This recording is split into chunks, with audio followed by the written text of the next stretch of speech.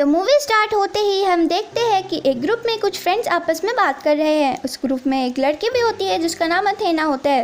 वो अपने फ्रेंड्स को कहती है कि हंट की डेट करीब आ रही है और लोगों को मारने से अच्छा और कुछ भी नहीं हो सकता।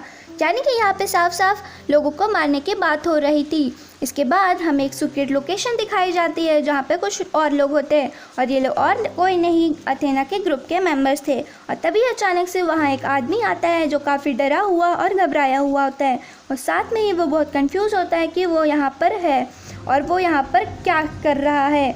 तभी एक आदमी उसके पास जाता है और उसे रिलैक्स करने की कोशिश करता है और उसे ज़मीन पर लिटा देता है और ज़मीन पर लिटाने के बाद ही वो उसके गले पे एक पेन मार देता है जिससे कि उस आदमी को काफ़ी ज़्यादा खून निकल जाता है। मगर फिर वो आदमी खुद को बचाने की बहुत कोशिश करता है, लेकिन ये शोर सुनकर अथेना खुद वहाँ पर आ जाती है। अथेना उस आदमी के पास जाती है और उसकी आँखों में अपनी सैंडल की हील घुसा देती है जिससे कि उस आदमी की वहीं पे मौत हो जाती है। फिर अथेना अपने सैंडल से ही उसकी आंखें हटाती है। फिर हम एक लड़की को देखते हैं जिसकी आंख खुलती है। वो देखती है कि वो एक जंगल में और उसके मुंह पर एक बेल्ट बांधी गई है। उस लड़की के अलावा वहाँ पर और भी कुछ लोग थे जिसको प्रिजनर्स बनाकर लाया गया था। जंगल के साथ एक ओपन एरिया भी था जहाँ पर बीच में एक वुडन बॉक्स रखा गया था। उनमें से एक आदमी उस वुडन बॉक्स को ओपन करता है। उसे ओपन करते उसे एक छोटू सा पिग दिखता है और उस पिग के अलावा उसके अंदर काफ़ी सारे वेपन्स भी होते हैं जिन्हें सब ले लेते हैं। उस लड़की को एक की मिलती है जिससे हेल्प से वो अपना मुंह खोलती है और बाकी सब का भी। और तभी अचानक से उन पर कोई फायरिंग कर देता है जिस फायरिंग पे सबसे पहले वो लड़की ही मारी जाती है। वो फायरिंग और कोई नहीं अथेना के ग्रुप के लोग ही कर रहे थे। एक आदमी नोटिस करता है कि फायरिंग काफ़ी ज़्यादा दूर से हो रही है। तभी एक औरत वहाँ से भागने लगती है मगर वो एक डिच में जाके गिर जाती है और तभी वो आदमी उसकी हेल्प करने जाता है और वो उसको देखता है कि वो एक स्प्रिंग पर गिरी है और उस औरत को वहाँ से बाहर निकालता है और वहाँ से भागने की कोशिश करता है। फिर तभी उस आदमी का पैर एक ट्रैप पर लग जाता है जिससे कि वहाँ पे एक ब्लास्ट होता है और उस ब्लास्ट में वो आदमी वहीं पे मर जाता है, लेकिन वो लेडी फिर से उस डिश में जाके गिर जाती है। तभी एक दूसरा आदमी उसकी मदद करने लगता है लेकिन उसकी हालत काफ़ी ज़्यादा ख़राब होती है। उसकी बॉडी नीचे की तरफ से ब्लास्ट हो चुकी होती है और तभी उस आदमी से गन छीन कर वो औरत खुद को शूट कर लेती है। तभी एक आदमी जंगल की तरफ भागता हुआ आता है और उसे 3 लोग मिलते हैं और उनके सामने एक वायर की बहुत बड़ी बाउंड्री होती है।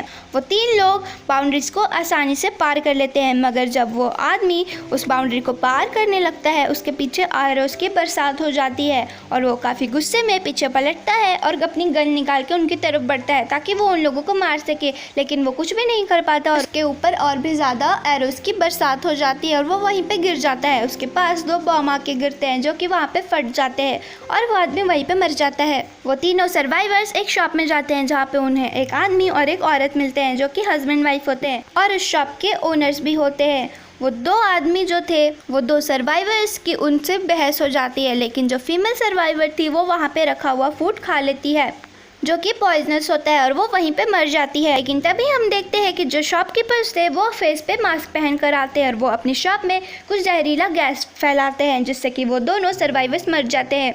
फिर वो अपने शॉप को क्लीन करने लगते हैं और डेड बॉडीज़ को छिपा देते हैं और वो अपने शॉप को ऐसे बना देते हैं जैसे वहाँ पे कुछ हुआ भी नहीं हो और वहाँ पे वो फिर से अपने दूसरे शिकार के लिए तैयार हो जाते हैं। वो तभी एक लड़की आती है जिसका नाम क्रिस्टल होता है और ये लड़की इस मूवी की मेन कैरेक्टर होती है। क्रिस्टल उनसे पूछती है कि वो किस जगह पर है और वो उस शॉप से एक सिगरेट भी खरीदती है, लेकिन जब उसे चेंज वापस मिलता है तब उसे शॉपकीपर्स पे बहुत ज़्यादा डाउट होता है और वो गन निकाल कर उनको वहीं पे मार देती है। और फिर वो बाहर आकर देखती है एक ट्रक जिसकी नंबर प्लेट वो रिमूव करने लगती है। उस नंबर प्लेट के पीछे एक और नंबर प्लेट होती है जिससे कि वो समझ जाती है कि ये लोकेशन कुछ और ही है। उस ट्रक में उसे कुछ वायर्स भी दिखती है जो कि एक बॉम्ब से कनेक्टेड होती है। फिर वहाँ पर एक आदमी जिसका नाम गैरी होता है वो वहाँ पर पहुँचता है और क्रिस्टल उसे बोलती है कि ये ट्रक कभी भी ब्लास्ट हो सकता है और फिर गैरी और क्रिस्टल साथ साथ चलने लगते हैं। तभी उनके साथ एक ट्रेन भी गुजरती है और क्रिस्टल उस ट्रेन में जल्दी से चढ़ जाती है। उसे देखकर गैरी भी उस ट्रेन में चढ़ जाते हैं। उन्हें वहाँ पर कुछ और भी लोग भी मिलते हैं जो कि रेफ्यूजीज थे। गैरी क्रिस्टल को बताता है कि ये लोग रेफ्यूजी नहीं है,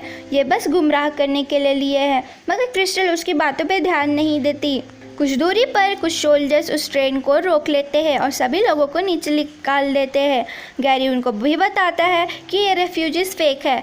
पर उसके बाद पे फिर से कोई ध्यान नहीं देता और सभी लोग चलने लगते हैं। तब एक आदमी गैरी के पास आता है और उससे कहता है, आई डोंट थिंक सो कि तुम्हारे बात पर कोई भरोसा करेगा। उसकी इस आदमी की इंग्लिश सुनकर गैरी काफ़ी ज़्यादा परेशान हो जाता है और तभी वो आदमी कुछ बात रिवील करता है गैरी को। वो कहता है कि मेरे अलावा यहाँ पे जितने भी रेफ्यूजीज है सारे असली है और ये सोल्जर्स भी असली है, मगर वो हंटर्स है और ये उनके साथ मिले हुए हैं। गैरी को काफ़ी ज़्यादा गुस्सा आ जाता है। वो उस आदमी पर झपट पड़ता है और उसके पॉकेट में एक बॉम्ब डाल देता है, जो वो आदमी टाइम के मुताबिक नहीं निकाल पाता और वो बॉम्ब वहीं पे फट जाता है और वो वहीं पे मर जाता है। फिर वो सोल्जर्स क्रिस्टल को एक कैंप ले जाते हैं, जहाँ पर क्रिस्टल को एक आदमी दिखता है। वो एक प्रिजनर होता है, वो किसी तरह से वहाँ से भाग कर रहा होता है। फिर एक आदमी आकर उन दोनों को ले जाने लगता है। वो आदमी उन हंटर्स की काफ़ी ज़्यादा तारीफ़ करने लगता है, जिससे कि क्रिस्टल को उस पर डाउट हो जाता है और वो उस आदमी को एक किक मारती है, जिससे कि वो कार से बाहर गिर जाता है। कार से बाहर जैसे ही वो गिरता है, क्रिस्टल उस पर गाड़ी चढ़ा देती है और वो वहीं पे मर जाता है। तब वो आदमी क्रिस्टल पर बहुत ज़्यादा गुस्सा करने लगता है और वो कहता है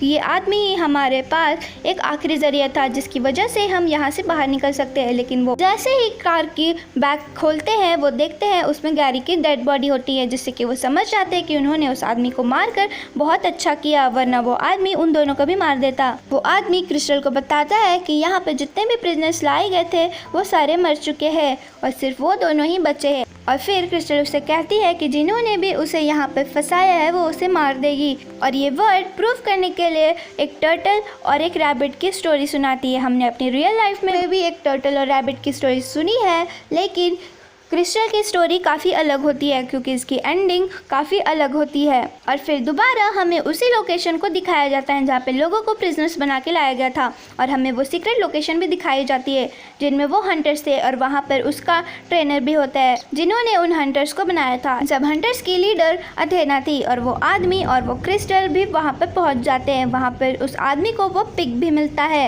उन लोगों को डिस्ट्रैक्ट करने के लिए वो उस पिक को वहाँ पर भेजता है और तभी क्रिस्टल वहाँ आती है और उन लोगों को मारने लगती है। पर उन हंटर्स का ट्रेनर जो था वो अभी ज़िंदा था। वो क्रिस्टल पर अटैक कर देता है और उन दोनों में काफ़ी ज़्यादा लड़ाई हो जाती है और क्रिस्टल उसे भी मार देती है। और तभी अथेना की कॉल आ जाती है और वो क्रिस्टल को गुमराह करने के लिए उसे आदमी से कहती है कि उसने अभी तक क्रिस्टल को मारा है या नहीं। ये बात सुनकर क्रिस्टल उस आदमी पर भी डाउट करती है और उस आदमी को अपने आप को प्रूफ करने का बिल्कुल भी मौका नहीं देती और उसे वहीं पे मार देती है।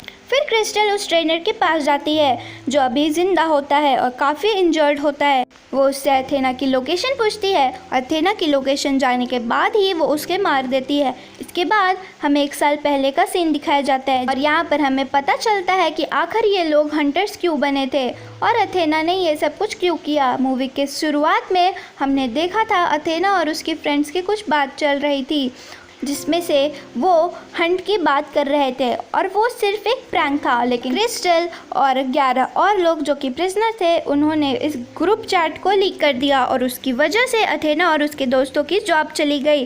अब पहले तो उन लोगों ने ये हंट की बात सिर्फ मजाक में करी थी, लेकिन अब वो इसे रियलिटी में करने के लिए तैयार हो चुके थे क्योंकि उन्होंने बदला लेना था और इसीलिए उन लोगों ने इनके लिए ट्रैप बनाया था। और जब क्रिस्टल अथेना की लोकेशन पर पहुंचती है, वो देखती है कि अथेना खाना बना रही होती है और उनकी बात भी होती है। क्रिस्टल को कहती है कि उसको उसके बारे में सब कुछ पता है और वो उसके फैमिली बैकग्राउंड का मजाक बनाने लगती है। तो क्रिस्टल उसे कहती है कि वो इसी क्रिस्टल की तलाश कर रही है और वो ये नहीं है और वो किसी गलत क्रिस्टल को उठा लाए हैं।